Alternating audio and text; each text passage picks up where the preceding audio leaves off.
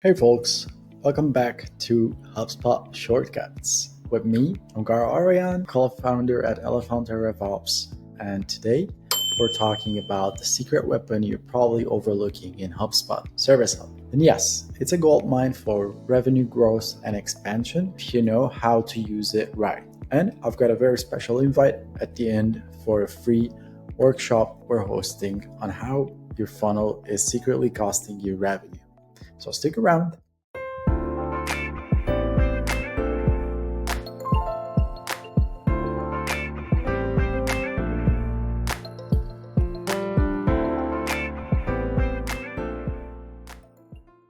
So, why is Service Hub overlooked? Usually, people look for installing sales, marketing, so the left side of the funnel is what they care about, close, win the deal, and that's it.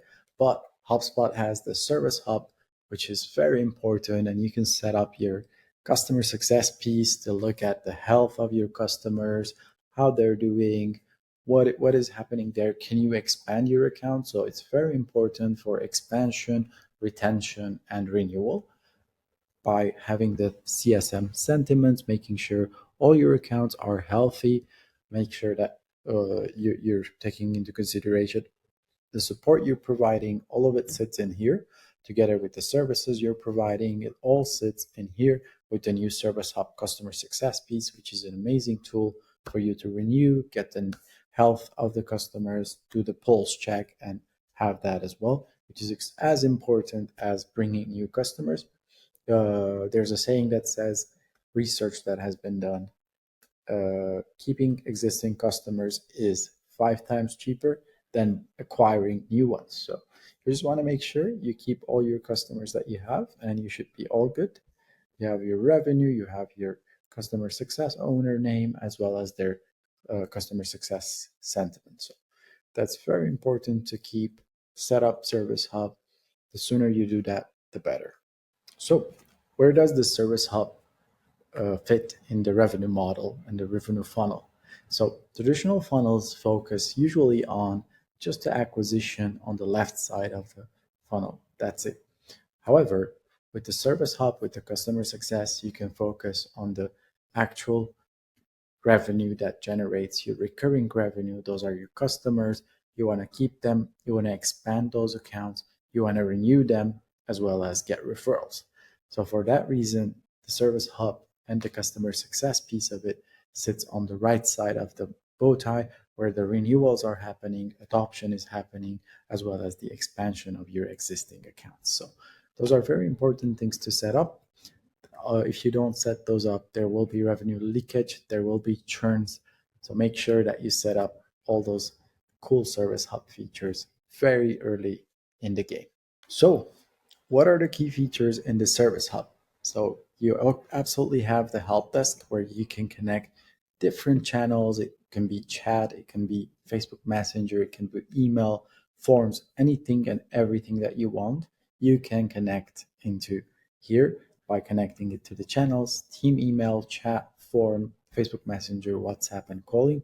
Those all can be channels that your team can automatically respond directly into those tickets, assign them to each other, assign SLAs, and have ticket pipelines around it.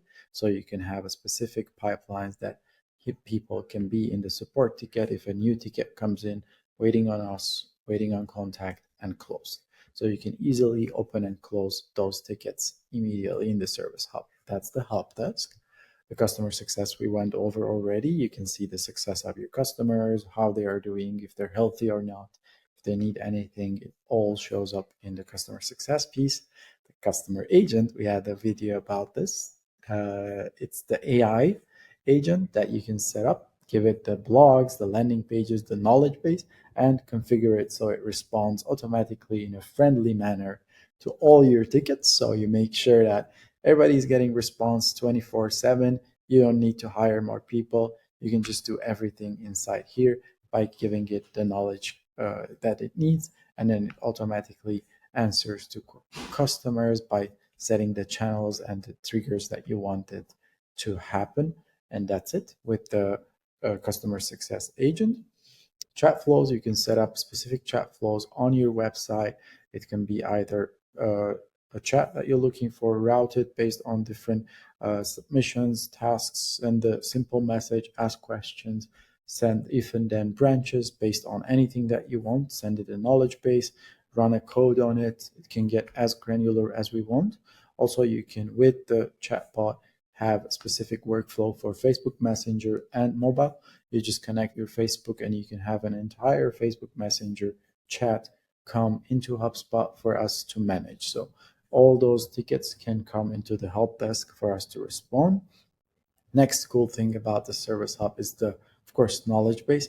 You can set up a full knowledge base from scratch, ask questions that you want to respond to, give people their knowledge base that they need, all the questions answered, and that's it. They can search in here and customize it with your branding, with your colors, and anything that you want. So that's the other piece of the Service Hub. Customer portal, which is pretty cool.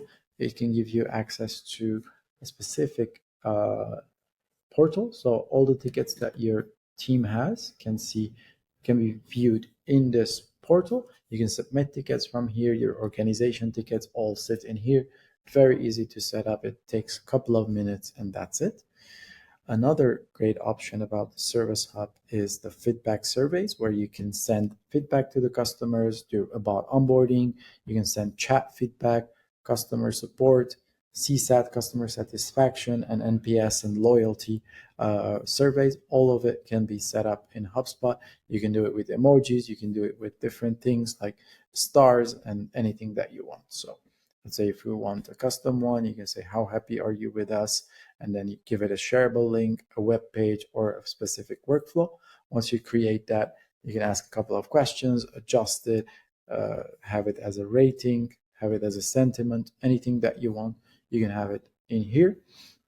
And then once they submit it, these are your options, the thank you page, targeting, and then based on, let's say, their answer, you can send them either to if they are giving us a 10, you can send them to give you a review on TripAdvisor, anything that you want, and moving that from based on these answers, you can send them to, let's say, how can we do better? If they're happy, send them to a TripAdvisor link.